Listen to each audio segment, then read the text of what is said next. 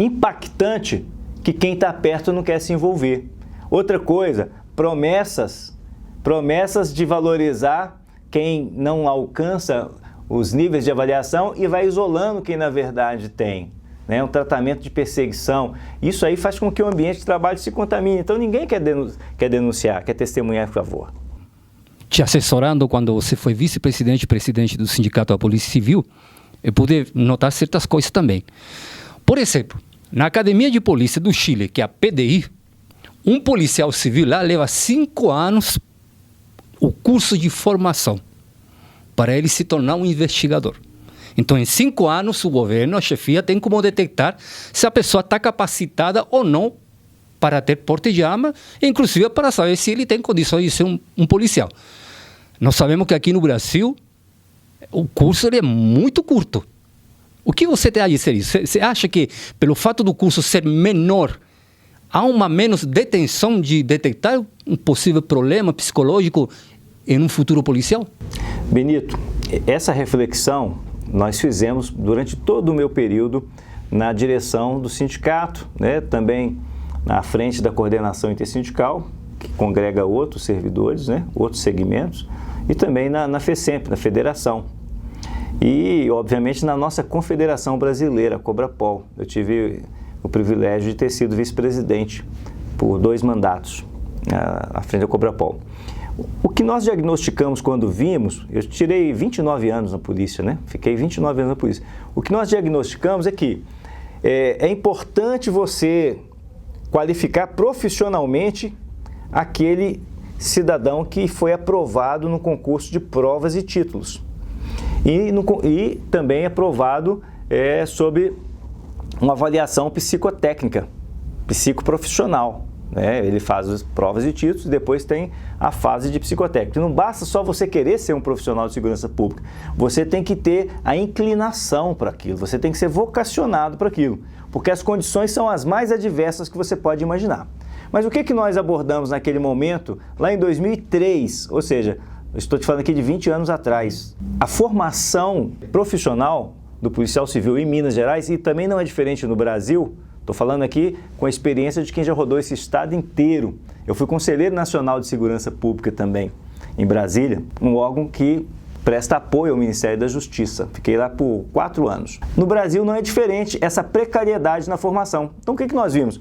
Não dá para você formar e capacitar um cidadão que vai prestar serviço de segurança pública para a sociedade, que vai defender a vida, o patrimônio, que vai apurar delitos, vai apurar infrações penais, e ele não ter uma formação qualificada para aquilo. Por isso que nós, naquele momento, nós patrocinamos a luta, a mobilização pela aplicação do 3º grau como pré-requisito de ingresso. Ou seja, além da formação profissional acadêmica na Cadepol, Academia de Polícia, ele teria a formação acadêmica em diversos ramos das ciências humanas na faculdade.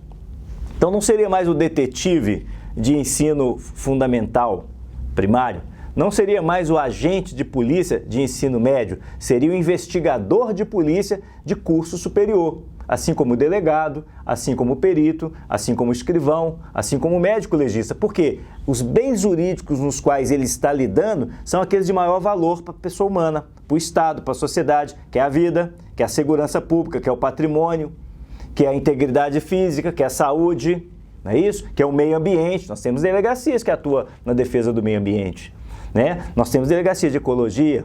Então o que acontece? A gente via que era importante isso, a pessoa já chegar com a formação acadêmica para depois agregar esse valor.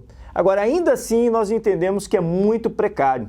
Nós defendemos aqui a Escola Superior de Polícia, que seja credenciada, uma grade curricular credenciada pelo Ministério da Justiça, pelo governo federal, porque o Código Penal no qual nós trabalhamos, ele tem vigência e atuação, abrangência, nos 27 estados, para atender os conflitos humanos de pelo menos 213 milhões de brasileiros. Por que cada estado vai poder fazer a grade curricular que bem entender? Não, tem que ter um policial com essa capacidade, A legislação é a mesma.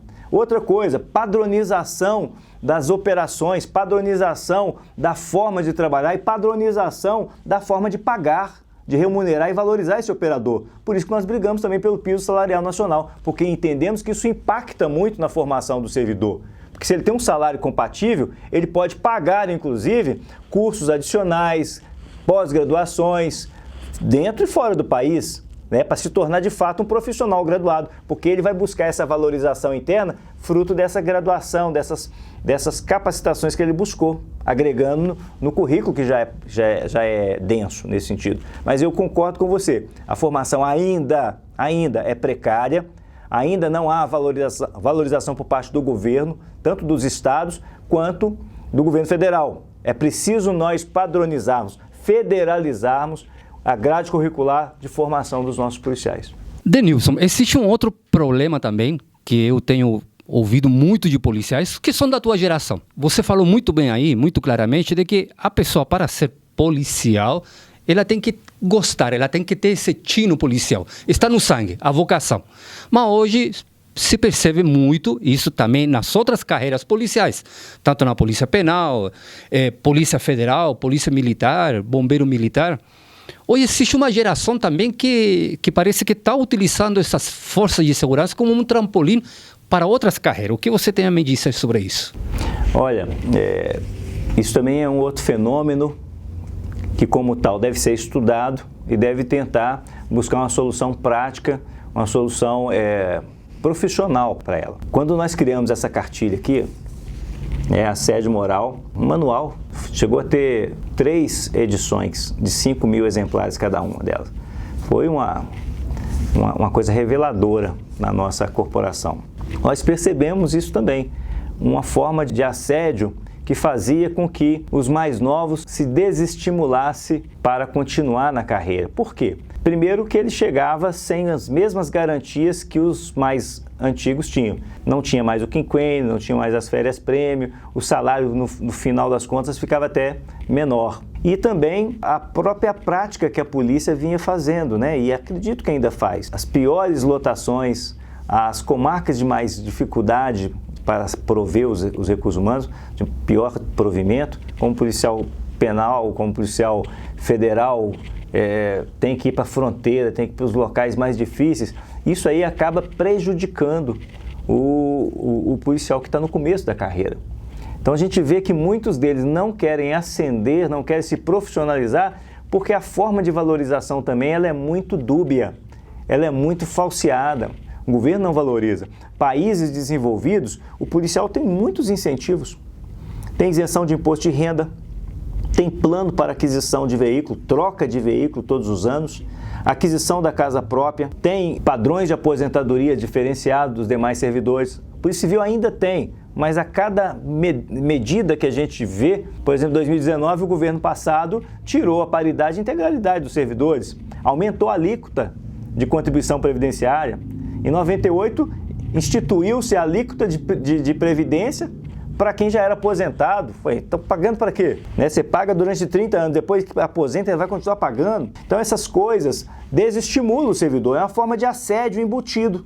Sim, inclusive também, Denilson, isso acaba sendo uma propaganda enganosa, porque quando você faz uma carreira típica de Estado, né, você postula, você se candidata por causa dos benefícios que você terá durante esses 30 anos. É um pacto. E depois de que você se aposenta. Com certeza. Então, quando você faz um concurso público, onde a cartilha diz que você terá tais benefícios, e depois esses benefícios não vêm até você, você foi enganado. Verdade. Uma propaganda enganosa e abusiva e uma coisa muito séria, né? O governo enfraqueceu os sindicatos, enfraqueceu as associações ao longo do tempo, retirou recursos importantes, no caso do imposto sindical, então descapitalizou o sindicato, fez com que profissionais importantes que sindicatos poderiam contratar, técnicos de segurança de trabalho, psicólogos, psiquiatras, médicos, enfermeiros, para prestar serviços adicionais. Hoje os sindicatos não têm essa estrutura mais. Então, quando ele enfraqueceu os sindicatos, ele também enfraqueceu a estrutura e as ferramentas de fiscalização da atuação do Estado, da atuação ou da omissão do Estado, que o sindicato fiscaliza isso, né? Então, é uma coisa muito proposital. Então, de 2017 para cá, nós temos visto a perda de direitos. Por quê? Porque está difícil da categoria se mobilizar, se organizar dessa forma. E quem perde com isso? É a sociedade. Porque uma corporação que deveria ter no mínimo 18 mil homens trabalhando, homens e mulheres trabalhando, só tem 10, alguém está ficando sem o serviço aí. As investigações estão demorando mais. Quer ver outro exemplo? Que aí entra no quadro do assédio, uma organização que deveria ter 80 mil homens, no caso da Polícia Militar, 18 mil homens no caso da Polícia Civil, e militar só tem 44, a Polícia Civil só tem 10. O que está acontecendo? Sobrecarga de trabalho naquele que sobrou, que está ficando. E isso aí, o desgaste, o estresse, faz com que a qualidade do serviço que é prestado, no atendimento, ele cai. E a saúde daquele trabalhador também decaia. E porque está doente, ele afasta-se. Porque ele afasta, sobrecarrega o que ficou. E o que ficou está sobrecarregado, adoece, vai sair. É um ciclo vicioso. Então, quando o sindicato cobra por concurso público, cobra por carga horária máxima de trabalho, cobra por condições de trabalho, ele está zelando não é só pela vida do operador, não. Ele está zelando pela qualidade do serviço que está sendo prestado e pela segurança da sociedade. Então, essas questões têm sempre que estar sendo pautadas. A gente tem que pautar sempre. E essa diferença do mais novo e do mais antigo, isso não deveria existir. Por quê? A carreira é típica de Estado. As garantias têm que ser o quê? Isonômicas para quem entra e para quem está saindo. E quando você aposenta, você não pode perder. Porque se isso acontece, aqueles dois pilares que eu te disse, a hierarquia e a disciplina, eles são melindrados. E quando eles são melindrados, eles são mal utilizados, o que acontece? Assédio moral.